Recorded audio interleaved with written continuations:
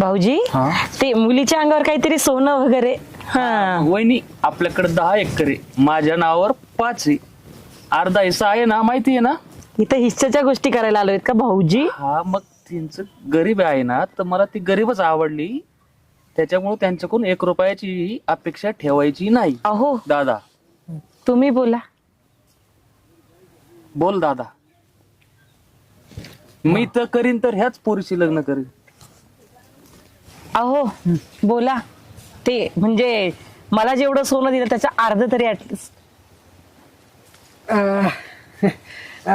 एक मिनिट हा बाबा. अगं राणी, तुला कळतंय का? हं?